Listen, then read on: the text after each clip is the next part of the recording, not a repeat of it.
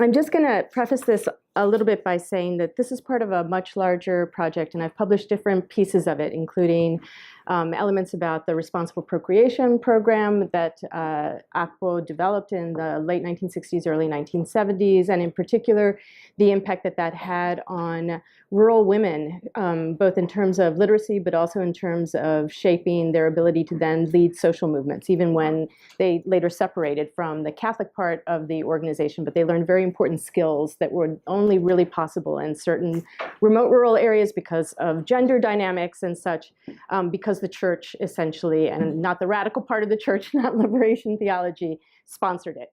I've also worked on the very little known out of a great deal of information in the Catholic University archives, the U.S. Bishops archives, which to those of you who don't know these exist, they are unbelievable. The U.S. bishops were involved in everything. And there it was where I discovered how early the set of connections, which I kind of want to explore here, began to exist between what I will call private enterprise and the private sector, religion, the Catholic Church, but also later other churches, the Protestant churches, and even Jewish organizations, because this becomes a kind of ecumenical effort to preempt communism. And I won't be able to get into that in the talk today, but anybody who would like to ask me questions about that in the question and answer period, I'm happy to explore that. The government authorities, both in Colombia and in the United States, and the participation of certain European organizations as well and countries, particularly Germany and the Netherlands and the Vatican, who played a very important role. And we don't tend to think of them as all being involved in what we call development, but they played an absolutely crucial role, and it begins already in the interwar period. Well, it begins in the late 1930s and really takes off with the Second World War and accelerates throughout the post-war period, which is kind of the background for what I'm going to be talking about here. And then the other thing I want to show those relationships and those collaborations, which are rarely studied, but in fact had a tremendous impact in shaping development policies, not just in places like Latin America, but also in places like Africa, Asia, and even in shaping rural development projects here in the United States. And then the other thing that I want to sort of show is this is a really complicated organization that lasted almost from 1947 until about 1989-90, when it shuttered and continued to exist as a foundation, but not any longer as this massive radio program. Oh, wait, we'll get to the people in a minute. But it's also an organization in which, and for me, it's been a very interesting lens through which to think about development and think about the kinds of entities that do development, and the fact that we often treat them as if they were monolithic and entirely centralized, and as if what the top management does, who does the fundraising and the international relations, is necessarily what happens on the ground. And this is a really interesting case of an anti-communist project in which that was the justification for being able to raise money and win these collaborators around the world. But in fact, what the local peasant leaders and radio schools and these women who participate in organizations as auxiliares or in these small kind of community-based organizations do with it is not necessarily what the sort of top echelons of this organization thought they were going to do with it, or the way they justified it and sold it to investors as a process to support. So, and that fascinates me, sort of the unintended consequences, but also the fact that we have to be very attentive as historians or scholars in not assuming that the justifications, the propaganda, the discourse that is established at the top necessarily is what people are understanding on the bottom, or what they end up doing with this discourse of self-empowerment and self-help. So that's just kind of a little background. Okay. In 1947, Father Jose Joaquin Salcedo, and that's him when he's about 29 years old, the one with the beaky nose and the clerical garb, laid the cornerstone of what would become, until its demise nearly half a century later, Latin America's largest Catholic mass media-based education and community development network, the radiophonic schools of Radio Sutatenza and Acción Cultural Popular, or ACPO. And I'm going to use the ACPO throughout the course of the talk, but that's what it stands for. Begun as an experiment in rural catechetical outreach using a homemade radio transmitter, 3 borrowed receivers, and an old film projector, The radiophonic, I'm not making that up, the radiophonic school system expanded to encompass 5 radio stations, state-of-the-art printing and recording facilities, a national circulation newspaper aimed exclusively at rural readers, named El Campesino, and Latin America's first leadership training institutes for peasants. So these were peasants who were given scholarships, and I'll talk a little bit more about it in the course, and they were to then go out and be leaders, sent out as a kind of early Peace Corps, but it starts before the Peace Corps starts in the United States. ACPO and its founder achieved international renown as pioneers in the use of communication technologies for rural education, acknowledged and celebrated as experts by entities as diverse as UNESCO, USAID, and the Vatican. And Vatican Radio will actually send a message all throughout Latin America in 1953, lauding Radio Sutatenza as the model to actually be emulated in all of Latin America. And in 1955, CELAM, the Bishops' Conference, will adopt it in their conclusions as a model to be emulated throughout Latin America. So it's really quite interesting how big and transnational this becomes. The 1950s witnessed the proliferation of organizations in Latin America dedicated to training specialists in the implementation of various aspects of post-war development. Witnessed the creation of SINVA, the OAS-supported Inter-American Housing Center established in Bogotá in 1951 that opens in 1952, and CREFAL, the UNESCO-sponsored Fundamental Education Center for Latin America, established the same year as SINVA to train specialists in the basics of rural education and community development in Pátzcuaro, Michoacán, with Cárdenas's blessing. He gives them his estate, actually, so that they can open this up. What set ACPO apart from these initiatives was that it was founded by a priest, marshaled a widely available popular technology like radio for grassroots educational purposes, and focused on training individuals to be leaders who had only a few years of primary school education and were drawn from the ranks of the same social strata and rural communities they would one day serve. So you're not training anthropologists to go out there. You're actually training peasant leaders, and you're sending them to areas of the country that are not the ones that they are from. You had to sign if you were selected, you had to sign an agreement that you would go wherever ACPO sent you. And you can try and imagine what this is like for someone who's never ventured more than a few kilometers outside of their remote village and, you know, enter a whole different world that they've never seen before. The scholarship students selected to attend ACPO's Institutos Campesinos, and young women like this one. So there were 3 peasant institutes. The first one is established in 1955, and it's for men in Sutatenza, which is a small town in Boyacá, relatively near or accessible to Bogotá. The second one is a women's institute in 1956, also in Sutatenza. And the third one is for men, and it's established outside of Medellin in a town called Caldas in 1962. So those are going to be the 3 institutes that train peasant leaders. The scholarship students selected to attend ACPO's Institutos Campesinos receive basic instruction in Catholic catechism and the uses of technology to improve domestic economy, agriculture, sports, health, and community development, the core elements of ACPO's fundamental education program. The most promising graduates were hired to work as ACPO's lay apostolate, and that's what they called it. That's why it's radio apostles. Overseeing the management of radiophonic schools and functioning as facilitators similar to extension agents or later Peace Corps volunteers. Along with its use of radio-based non-formal education programs, it was the creation of the rural training institutes that really cemented ACPO's reputation and catapulted its founder, Monsignor Salcedo, into the ranks of international education and communication experts. A traveling technocrat in demand by countries interested in emulating the radiophonic school and rural leadership programs, ACPO's founder flew so many times between Bogotá, Europe, the United States, and parts of Latin America that detractors and admirers alike referred to him as the airplane Monsignor. A glossy 1959 fundraising brochure, here it is, Literacy for Democracy, and I'll tell you a little bit about why I was so excited to be able to work in the Rare Books and Manuscript room on Thursday and Friday, because the Arthur Dean papers, who is the chairman of the board, are located there, and I'll tell you a little bit about him in a minute. A glossy 1959 fundraising and propaganda brochure produced with the assistance of Madison Avenue's leading advertising and public relations firms and strategically studied with effusive endorsements by international agencies such as UNESCO and statesmen such as Dwight Eisenhower, John Moores Cabot, who had been ambassador, will be ambassador in Colombia, had been ambassador in a number of other places in Latin America and in Asia, and Alberto Lleras Camargo, the president of Colombia between 58 and 62, confirmed Akpo's meteoric rise in the 1950s as a radio education pioneer in the global campaign to protect Latin America from the threat of communist subversion.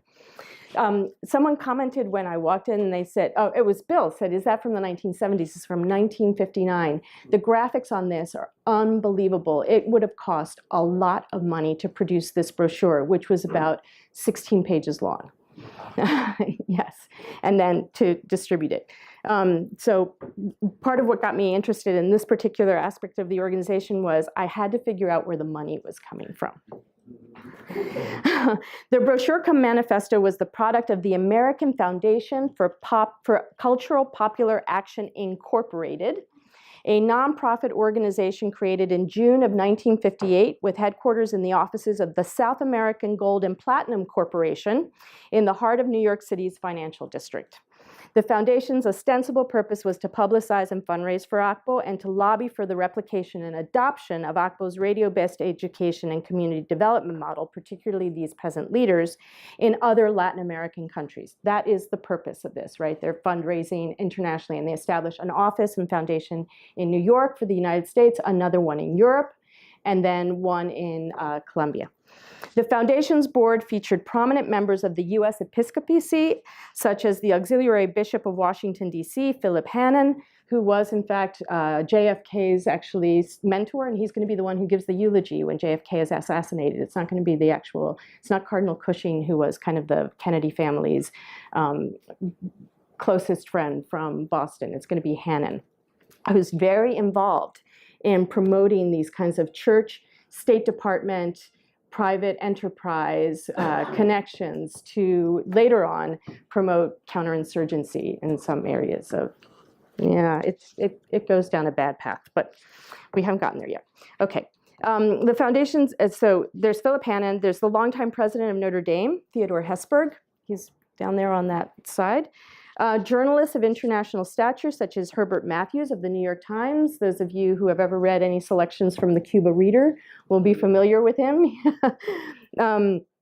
The politically influential businessmen, such as the Democratic Party stalwart and frequent advisor to presidents on matters of business and development, including the need to protect free enterprise and to get government out of everything, essentially.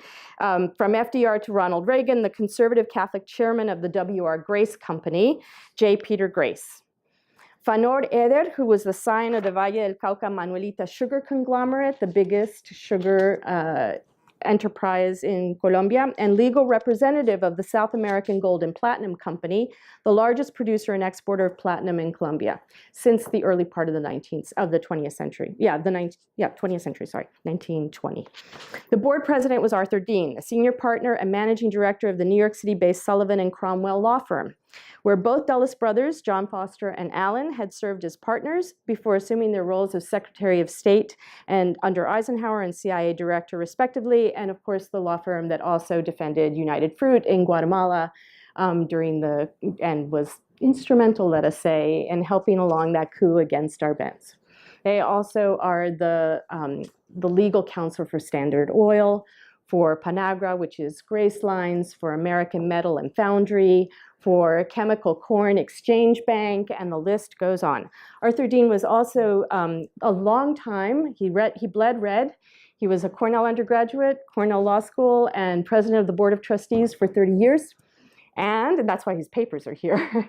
And he was also a member of the board of the Council of Foreign Relations from its very founding. So this is somebody who was in everything. He was a special envoy for the United States to Korea, later sent to the Philippines. He was the person who wrote extensive brochures and founded an organization to defend the right of foreign investors in undeveloped countries and from expropriation and nationalization, which becomes one of his lifetime sort of objectives.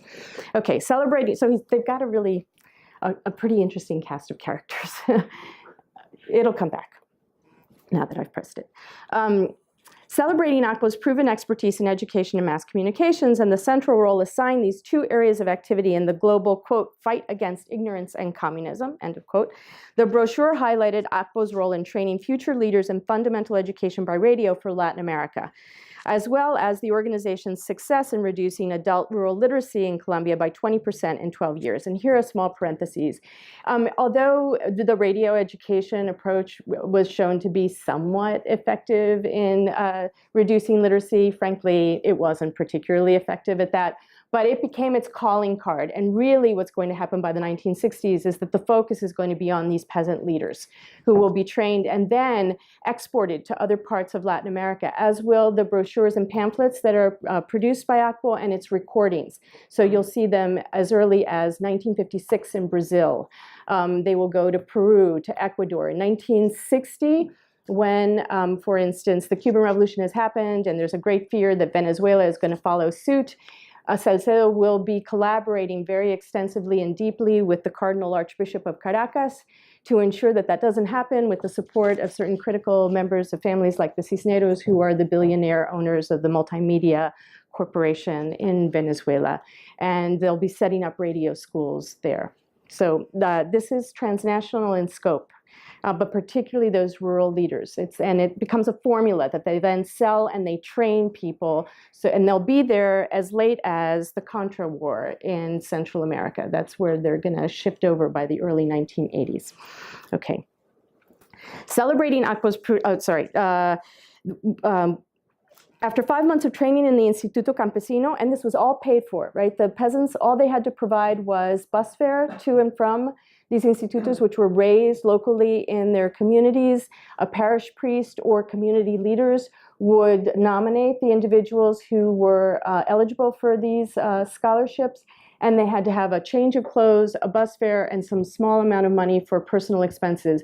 The amazing thing about this is, because all of these letters from the priests, the bishops, the diocesan directors, the peasants themselves are actually in the ACPO collection in the Biblioteca Luis Ángel Arango, is how often a diocese would say, we would love to take advantage of this, but we can't raise the money to pay for the transportation costs. And it gives you a real insight into the levels of poverty that existed in certain areas. Or so-and-so can't qualify because they don't have a change of clothes. I mean, for me, it was an eye-opening kind of experience in thinking about this. All right. What ACPO was doing, moreover, was good for Colombia and for the United States, according to this brochure. Quote, it is to the advantage of Americans as good neighbors, as humanitarians, as hard-headed economists, that illiteracy be wiped out in Latin America, end of quote. A red government in the Western Hemisphere is not beyond the sphere of possibility, quote. The Foundation for Popular Cultural Action warned the American public. The best way to prevent communism was to give peasants, quote, a basic education so that they could achieve their hopes of, quote, individual freedom, a higher standard of living, and democratic institutions, the enviable hallmarks of American life. Quote, literacy for democracy was the hemisphere's answer to a worldwide challenge. Now, I want to situate that, and you can see this is one of the interior pages, two battles to wage, the fight against ignorance and communism.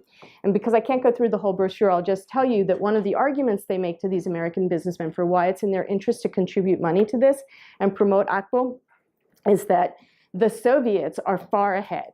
Right? They are teaching people how to read and write, and that means they are getting their information out to and are potentially taking the lead while we're just sitting back and letting all of these peasants in underdeveloped Latin America, and the Cuban Revolution has already happened by the time this brochure is published, like, wake up. We need to teach them to read and write too, so that we can counter the propaganda that the Soviets are spreading there. The reason why the Catholic Church in Colombia supported this, although they weren't entirely, the bishops were never entirely aware of the extent to which Monsignor Salcedo and some of his embassy and Colombian government backers were willing to sacrifice the religious part of this in the interests of being able to attract Protestant and non-denominational support, including business sectors. And when they do become, and they will in the 60s, they'll actually break off. They will be, for reasons that don't have to do with their not being anti-communist, but with not liking and being nationalistic, not liking this kind of intervention. Okay, it's part and parcel of what is already happening in the 1950s. In 1958, and J. Peter Grace was involved in that as well, and you can actually see who the sponsors of, American Foreign Power and company incorporated, one of the first to be expropriated in various places, including Chile and Cuba. Chase Manhattan Bank, W.R. Grace Co., Reader's Digest, Time Life. Henry Luce was one of the big supporters with Bill Donovan of these, Wild Bill Donovan, right, of the OSS, later CIA, of supporting ACPO. The United Shoe Machinery Corporation, then you have the Board of Trustees, and these are all individuals who are associated primarily with big corporate interest groups, but also policy advisors, for instance, to the Eisenhower administration. And this begins, you'll see they go to Bogota, Lima, Santiago, Buenos Aires, Montevideo, Sao Paulo, Rio de Janeiro, and Caracas. And this international seminars was this whole idea of getting ordinary business people, representatives of the clergy, for instance, educators, but they were typically well off because they paid for their own passage and their hotel stays and everything, to travel as kind of traveling ordinary ambassadors of goodwill from the United States to Latin America. This is in the wake of Nixon's disastrous visit to Latin America, where Milton Eisenhower writes a whole, Dwight Eisenhower's brother writes a whole, sort of article basically saying we need to be much more proactive, we need to show the good side. If ordinary people can come together, it's going to be much easier to be able to jointly, sort of stop communism and pursue development. We've got a bad rap because we keep supporting dictators, and that's what they associate us with. And we have a bad impression of them as people who are backward. There's not a business class. There's not an organized level of sort of government officials. So this is the way in which we can kind of make these ordinary people who are going to go back to Tulsa, they're going to go back to Detroit, they're going to go back to St. Louis, San Francisco, New York, and they're going to tell their friends in the Rotary Club and in their business associations how great these Latin Americans are, and that they too are invested in this idea of a better world, and they're not at all on the way to communism, right? So ACPO's stuff, I think one of the points I want to make, and I probably won't get to all of it, is we need to think about this within a much broader framework that's emerging in the 1950s that links two things: democracy, Christianity, or God. It's Democracy Under God is another one of these pamphlets. I hope it came out. Thank you. And if you probably can't read this, but it says the American Council for International Promotion of Democracy Under God. And what it says here is the Committee for Jewish Activities. I think I can't expand it. It's like an ecumenical council, July 25th, 1962. And this is actually from Binghamton University's library. It's a whole folder. In 1946, an ex-Dominican friar who had actually founded UNDA, the first Catholic mass media communication system in Europe, to promote the use of first radio and then television, will be in Germany during the Nazis, will be expelled by the Gestapo because he's running sort of radio programs to encourage people to resist fascism. Bill Donovan and Cardinal Spellman of New York City, who is a kind of ambulatory ambassador at large for the US government, for FDR, will smuggle him out of Germany because the Gestapo's after him, through Spain. They'll make an arrangement with Franco, and will bring him to New York City on the Upper West Side, where he's going to organize Radio Free Europe, and participate in a number of other activities to promote the idea of US-based civic engagement, democracy where God can still have a role. And as you probably know, it's in the 1950s that you have the Christian Century, and that Henry Luce, who was the owner of Time magazine, Time Life, was in fact the son of Protestant missionaries in China. This project took me in all of these directions that I never ever, someone said to me, you remind me of Carrie in Homeland with all your little Post-its on the billboard. But it's amazing to find all of these kinds of connections that we never really suspected. And they are all talking to each other. They're all engaging with each other. Many of them will have gotten experience from being in Europe and being UN High Commissioner for Refugee, and for resolving, for instance, stateless people like John McCloy, who will be the first president of the World Bank, later the president of the Ford Foundation. very involved in many of these things, often having meetings with Arthur Dean, that's in his little diaries. And Freedom's Future Leaders was a pamphlet produced. I have other pictures, but I won't dwell on this. When this Dominican friar goes back to Rome and the Vatican and essentially what will be Henry Luce and the now established CIA by 1947, or American intelligence, will decide that it's important to create a university to train people from all over the world, India, Colombia, India, Latin America, Africa, Europe itself, so the technicians who will implement the agrarian reform in Italy under the Christian Democrats will all be trained at what comes to be called, it first called Prodeo University, and then it's called, and it still exists, the International University for Social Studies in Rome. And they bring Harvard professors from the business school to teach all of these individuals how to do accounting and graphics and quantifying things. And they have political science and government professors to teach them how the beautiful system that functions in the United States so that can be reproduced elsewhere.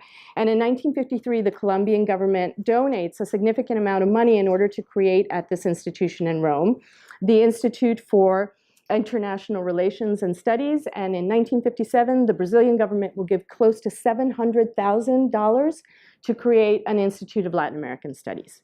And they will have people from Argentina, Colombia, Peru, Brazil, going and teaching and taking classes at this university. So ACPO is part of this much larger kind of effort to link these ideas of a kind of generic Christianity and its ethic and morals, private business, and government under a rubric of democracy under God. All right.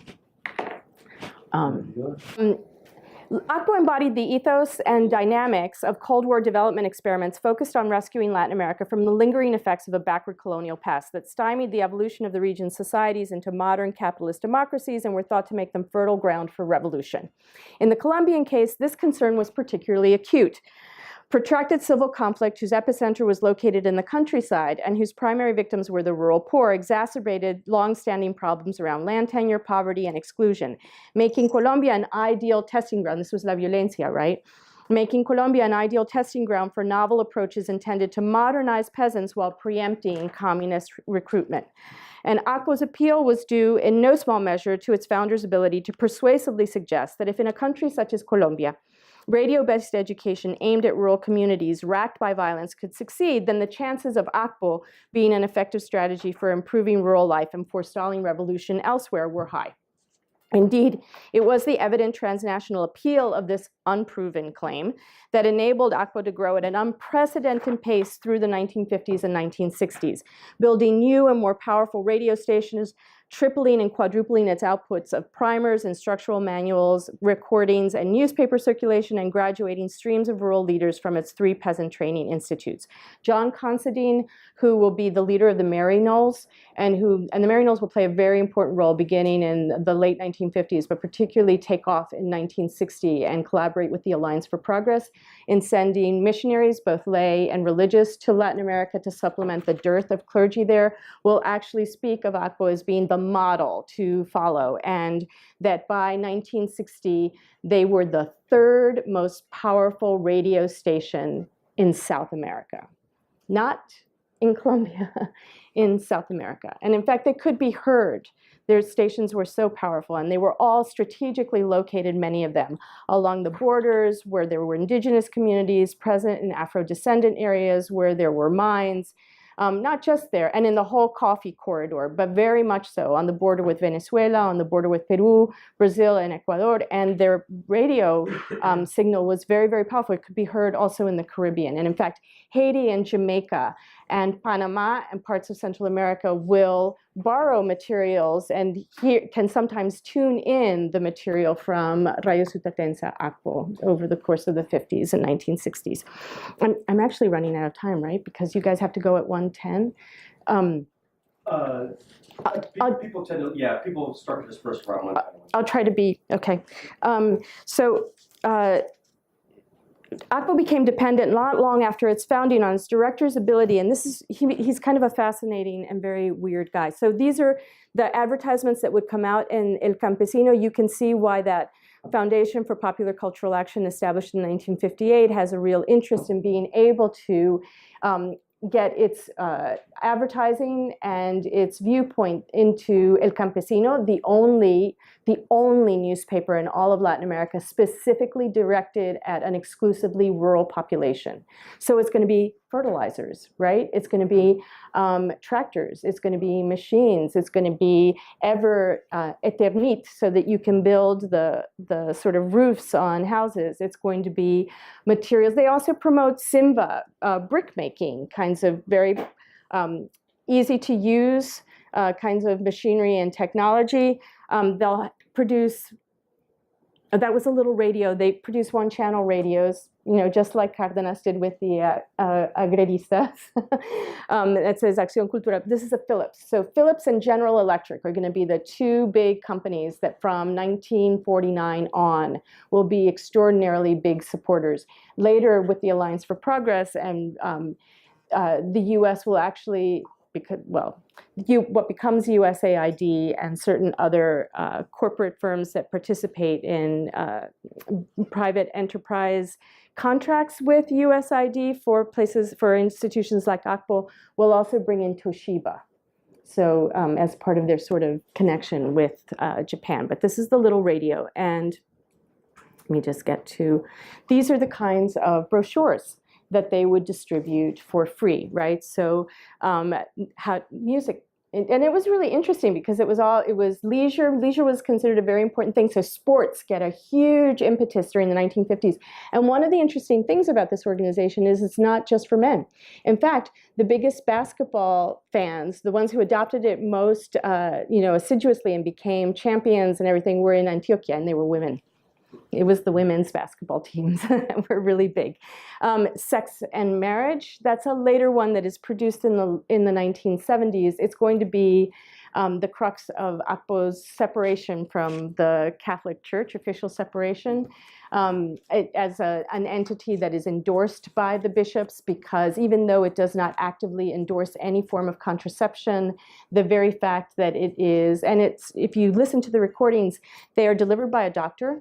And it's in purely scientific language. So it's no euphemisms, and then the cow met the other cow. No, it's not like that. It's sort of, they talk about semen and vaginas and penises and insemination and, and this was just shocking to the more conservative sectors of the episcopacy. And so they protest against it, bring somebody from the Vatican to sort of read through this material and hear the recordings. They actually say it's okay, but the church in Colombia is quite reactionary, and so they're going to, it's part of a larger problem that ACPO is having with the church, but it's going to form the break, which is when after 1976, it will be formally a development agency, not any longer, still with Catholic inspiration, still catechism, but that's a very minor percentage of it. And these are the kinds of easily illustrated materials that, the dog, fertile land, how to raise fruit trees, how to cook better, et cetera, that ACPO would engage in. Okay. But the key here is promoting self-help, conducive to the promotion of free enterprise and democracy, modeled along US lines as a bulwark against the spread of communism. So I'm going to skip ahead to one of the things, in many ways, ACPO comes out of what had already been the development of expertise within the Catholic Church. And we don't tend to think of that necessarily, but in fact, in New York State, the labor board here in the 1920s had a priest who was actually a member of the labor board. And if you think about the fact that the Catholic Church in cities like Philadelphia, Pittsburgh, New York City, Detroit, St. Louis are working class churches of immigrants. They are really the first ones who are modeling what we think of as the social services that are provided by the welfare department. And in fact, they were seminal in shaping many of the policies that later come into existence with things like the Social Security Administration, or how to handle foster care, or how to train social workers. And again, these are things that we don't necessarily realize were going on, but they played an absolutely instrumental role. And so in thinking about ACPO, I don't want to create an impression that this is a case of oh, there's the United States and there's this organization, and they kind of emulate it. It's not like that at all. If anything, the sort of vector that connects these is an international Catholic Church that is working through things like Catholic social doctrine, that is thinking about land tenure, that very explicitly comes out in the 1940s, for instance, denouncing the abuse of indigenous communities, the historical abuse of indigenous communities, and slavery and the long-term effects of slavery, and incorporates it. Now, not everyone lives up to that, right? Because it's one thing what the Vatican or what certain clerics say within, and another thing entirely what a local parish priest or bishop will actually preach upon or popularize. And this is both a problem here in the United States and also in Latin America and concretely in Colombia. There were many who found a progressive element in this and took off with it. And some of them later on become well-known liberation theologians, or the Red Bishop of Buenaventura, who was Gerardo Valencia Cano, trained in one of the most conservative missionary seminaries in Antioquia, a big supporter of Akpo, and he's going to be the bishop who signs, along with another Akpo bishop, Zambrano Camader, who wrote parts of the agrarian reform law in Colombia and very actively promoted it. They will both be the only two Catholic bishops in Colombia who will sign the Golconda Agreement of 1969, which is where the many Jesuits and priests essentially say there has to be structural change in Colombia. And while we don't endorse violence, we believe that there's a reason, and sometimes for participating in revolution. It was absolutely a huge breaking point. But these were both people who for 15 years were very strong collaborators of an organization like Akpo and promoted it widely in their parishes and sent their students to get trained in these peasant institutes. So I think it's a nice way of sort of seeing how what I mentioned early on, the unintended consequences could work out, and that we can't necessarily judge these programs despite all of this counterinsurgency and anti-communist rhetoric and the very real presence of these different groups in monetizing them and advancing them to what actually happens on the ground. And I'll just conclude so that we can, I'm sorry I didn't get to everything, but I'm happy to answer questions at the end. So the time frame during which Akpo was founded, flourished, and ultimately foundered almost exactly reproduces the duration many analysts mark as the beginning and end dates of the Cold War, from 1947 to 1989.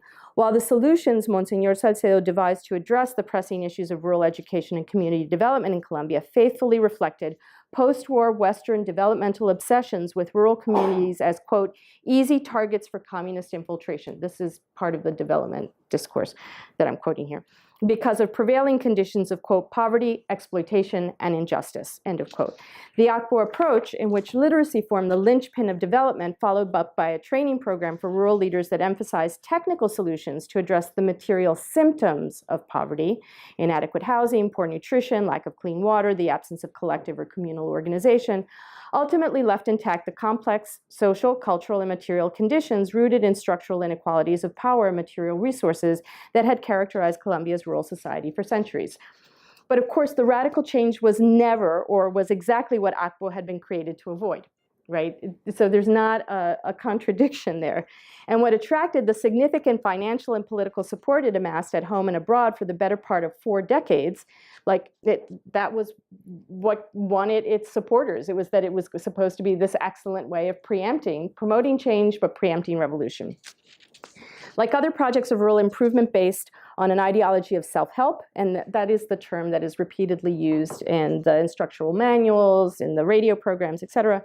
Moreover, Akpo's one-size-fits-all recipe for raising rural communities out of their supposed lethargy and lack of technical know-how eventually ran up against the realization that while the dearth of schools and general condition of poverty in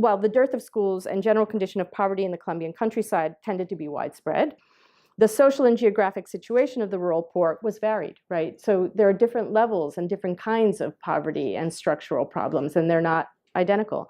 Teaching a peasant in a relatively prosperous coffee-producing region how to improve their soil with compost, vary their diet by planting a kitchen garden and using more fruits and vegetables, or reducing bacteria-borne diseases by building a latrine was one thing, while it was quite another to convince those with no access to land, bound in near feudal servitude, like some of the indigenous communities where they worked very extensively, to take advantage of Akpo's lessons in how to raise rabbits for extra protein or adopt the use of shoes to avoid hookworm.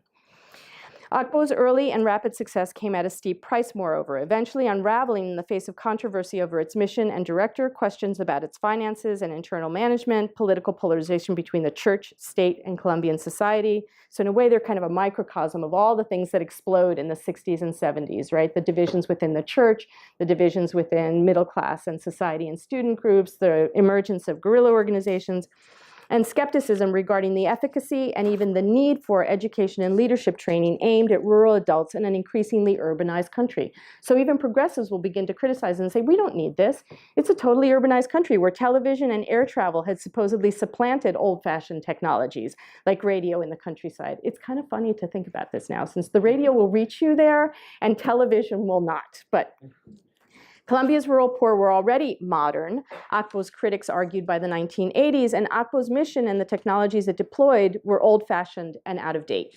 Coupled with the organization's inability to continue to reconcile the conflicting agendas and demands of the eclectic patchwork of secular, religious, domestic, and international funders and collaborators that had originally made possible its transformation from a modest, parish-centered catechetical and literacy outreach program to becoming a transnational communications enterprise that exported its products and expertise abroad, particularly once Akbo's responsible procreation campaign of the early 70s brought it into direct confrontation with Colombia's conservative Catholic Church hierarchy, Akbo foundered.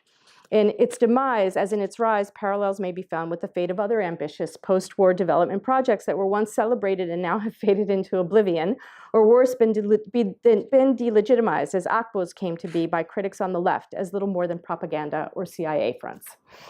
Like other iconic development projects targeting underdevelopment associated with the Cold War, whether Green Revolution technology to address food scarcity and hunger, or family planning to address population growth and maternal mortality, Radio Sutatenza Acción Cultural Popular's renown was premised on the claim of having identified a chronic, common, unresolved problem, illiteracy, and pioneered the application of a supposedly straightforward technical solution, mass communication technologies, right? This was going to address all of this.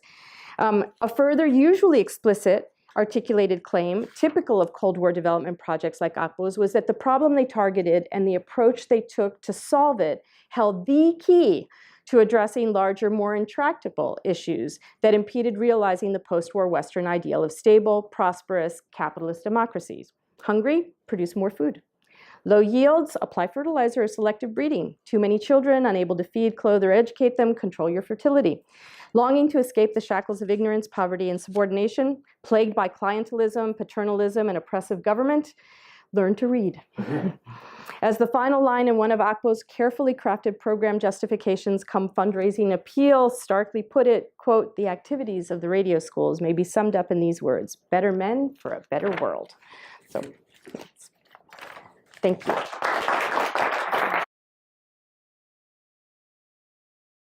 Go ahead. So just a first question on this democracy, Christianity, and business-like kind of model. If you could elaborate a little more on that, and mainly from this perspective that you highlighted, that one thing is like the description of the project and how it works. So maybe if you could use that tension about this with this Christianity, democracy, business-like ideal. Yeah, so let me just preface that a little bit by saying that what I had to leave out here, because Akbo, it's sometimes overwhelming in its complexity, is that one of the things that happens during La Violencia, which is the civil war that begins to emerge in the countryside, and different people date at different years, but let's just take it after the assassination of Gaitan, is that there also begin to be widespread accusations that have a big impact at the State Department of Protestant persecution in Colombia. And this is some of which are legitimate complaints. It's one of the things that happens with the closing of China is to Protestant missionaries is that they turn their attention to Latin America. But countries like Colombia had missionary districts, mission districts. And in fact, many of the places that are today departments only since 1991 were mission territories under the jurisdiction or control of various European, for the most part, not exclusively, monastic orders, like the Capuchins, for instance, or the Benedictines, and they were forbidden by the Concordat that Colombia had with the Vatican, which was only overturned after the Constitution of 1991, Protestants were forbidden from proselytizing in mission territories, right? These were off limits. And what begins to happen, and Colombia is not even one of the areas that they flood to, they're coming much more extensively to Brazil, to Ecuador, to Peru, to some degree Venezuela, but particularly the Andean, where there's a large indigenous population, right? And this causes an international scandal set of tensions, because increasingly certain Protestant churches, and well, to backtrack for a minute, if you were a Protestant missionary, and if you were a Colombian who had been converted and was now the representative of an evangelical church or Presbyterians or whatever else, and it was much later in Colombia than it was in other parts of Latin America, sort of Protestant churches arriving, either mainline or evangelical, you tended to belong to the Liberal Party, because the Conservative Party was affiliated with the Catholic Church. So there wasn't any point in being, and this creates a confusion, which is that in remote rural areas, when someone is killed, are they killed because they're Protestant, or are they killed because they're liberals and it's a predominantly conservative town and the priest has said liberals are dogs and you can kill them, right? And you need to extirpate them because they represent the threat of communism, Marxism, sort of the demise of civilization. And this was the issue. It was hard to know. And a number of these areas, it probably wasn't because the number of Protestants was very tiny, so much, but it doesn't matter. It becomes a huge issue because the 1950s is a period in which Christian churches, and Eisenhower's administration is going to link very closely to it. And because there's a very close connection between Henry Luce, they're mainly Presbyterians, but the World Church Organization, this is the period of Billy Graham, who just died recently, right? And the Crusades. There's a whole movement towards evangelical, and they are becoming very vocal. And they actually go to the State Department, I know this from looking at the records, and threaten to out the US government if they provide technical assistance to countries like Colombia, because they are promoting Protestant persecution. You think I'm lying, and these are giant full-page ads in the Washington Times, for instance, denouncing and putting Colombia and Spain as the two countries that represent fascism and where supposedly the church runs government, right? They are run by the Vatican. This is actually, I do have these propaganda images, it will take me a minute to find them, but when Kennedy runs for office, it unleashes a huge propaganda campaign of anti-Catholic sentiment. Literally, questionnaires that are circulated that say, can a Catholic legitimately run for public office? Not be controlled by the Pope. And it will list Colombia and Spain as countries that the US will become if Kennedy is elected.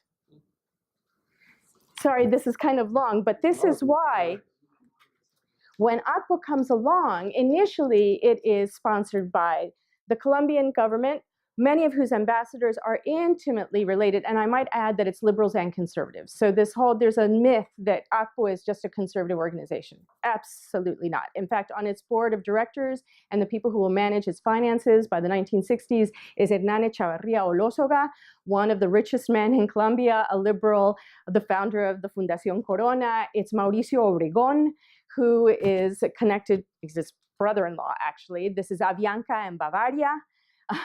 It's the Garcés family, for instance, in María Antonia's not around, is she? In the Valle del Cauca, the Eders, who are liberal and in fact US and Colombian, right? So this is not, it has the support of Alberto Lleras.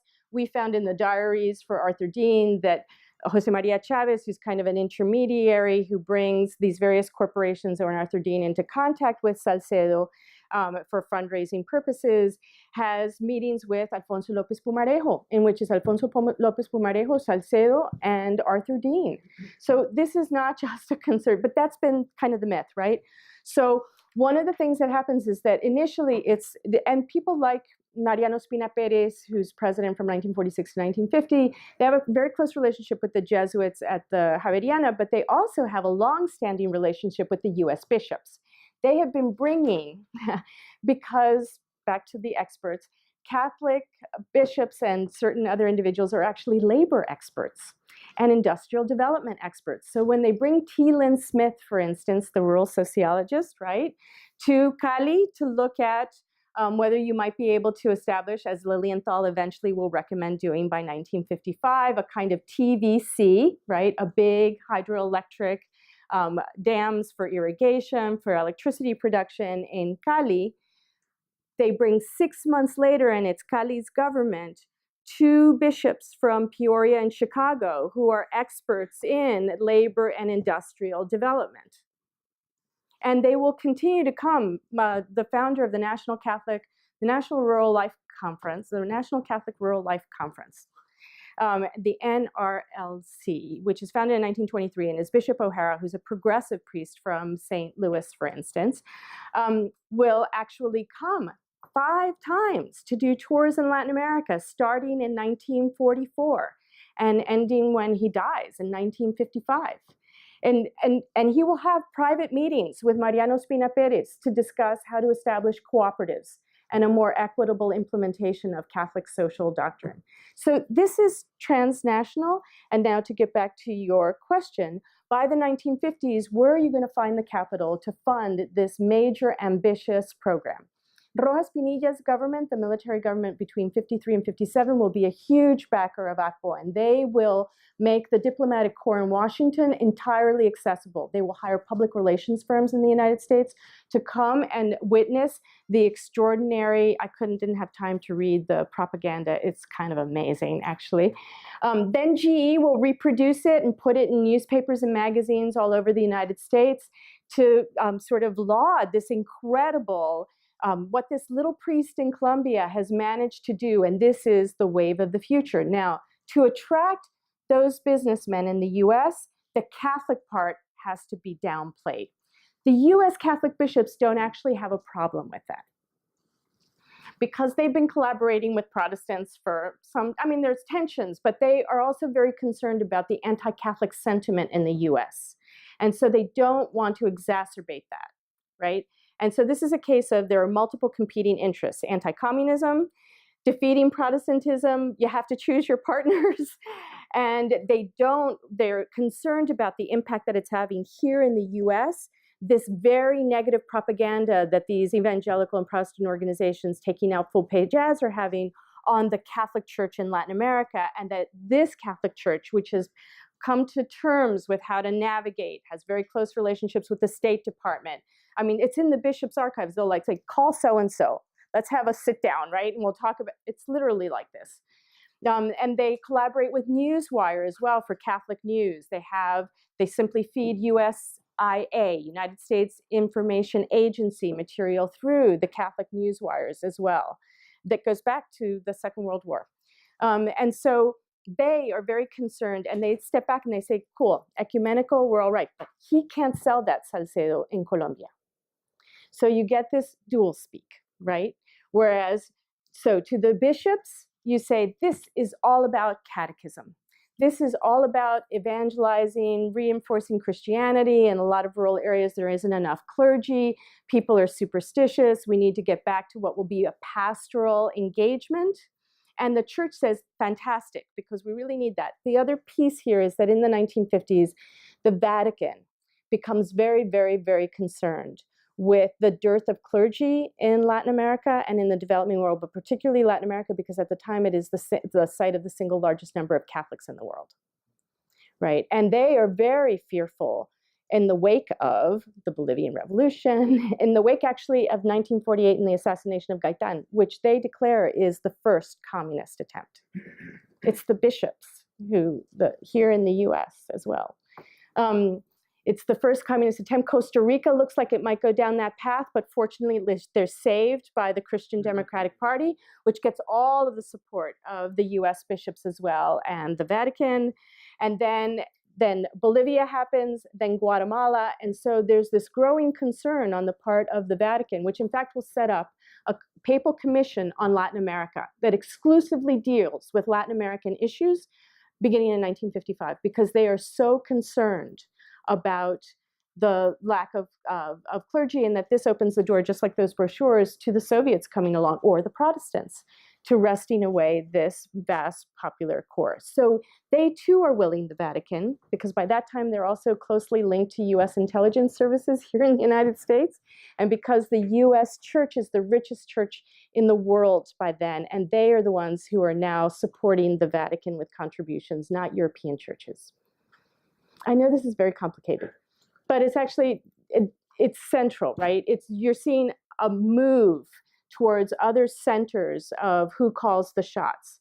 And while the Vatican may have, they want to, their more important concern is eradicating communism, right? Preempting it, not allowing it, certainly not. And they know they have a problem in Latin America because the proportion of clergy to population is very skewed, particularly in certain areas. Colombia is not even as bad. Colombia and Chile are the two places that actually best. And I didn't get into that, but there's a lot of collaboration between Colombia and Chile, from starting in the 1950s all the way through the toppling of Allende, including by a fellow priest in Chile. So it's a matter of, kind of unlikely bedfellows who come together, and the Christianity part is that there's a kind of generic Christianity. It never names a particular church. It's certain ethical values that associate, but we know that Christianity is antithetical to communism. So it becomes a big deal here in the US too, right? Democracy under God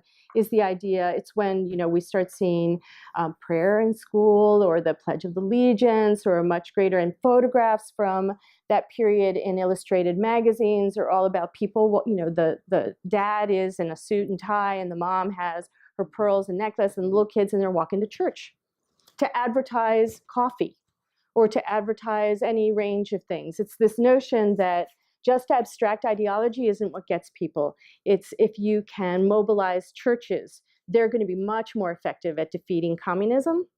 And it doesn't matter what their specific religious identity, but Christianity. By 1961, it will be Jews, Protestants, and Catholics who are collaborating, and they ecumenically. And that's partly because John the 23rd opens himself up and says, we need to move in an ecumenical direction.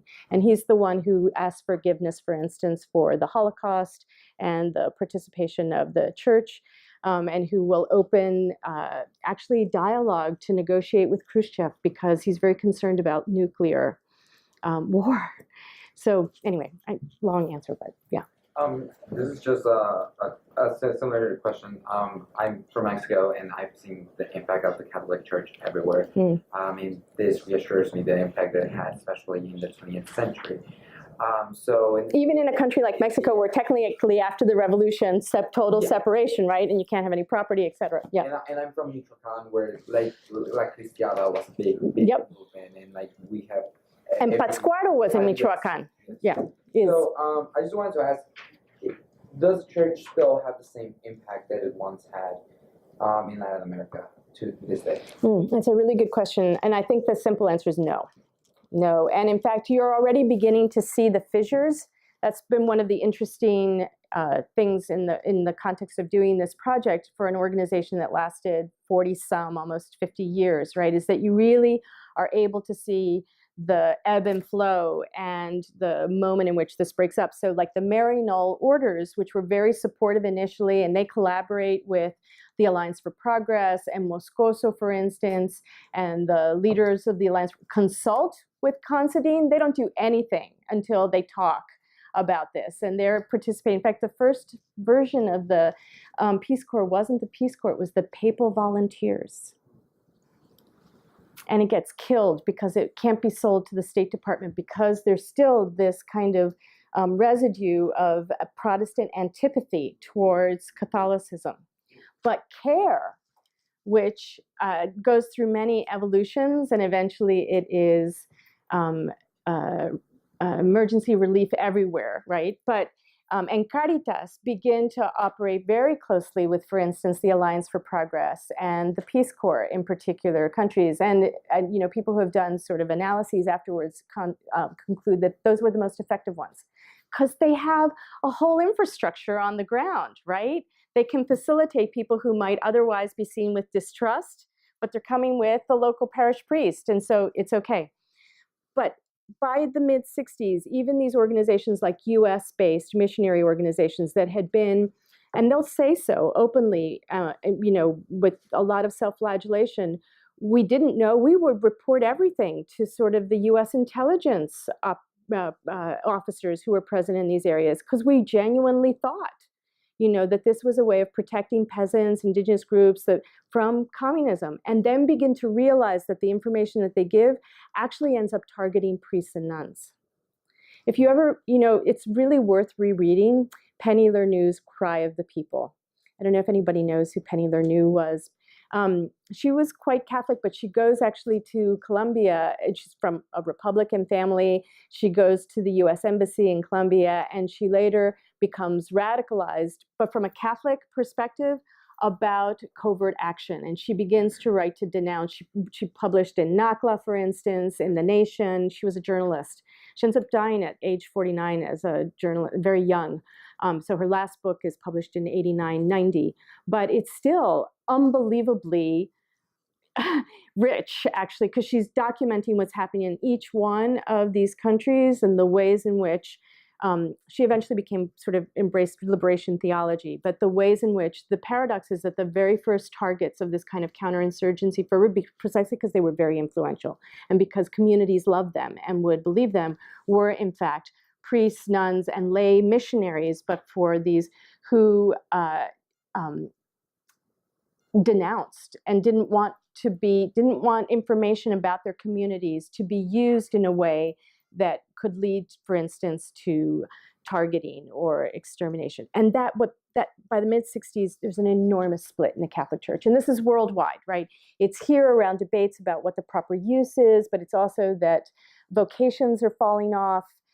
It's very much connected to family planning. So the the Popularum Progressio, which is the papal encyclical that comes out in 1966, seems to open the door to the possibility of some kinds of family planning, right, of fertility control, as long as it's not artificial.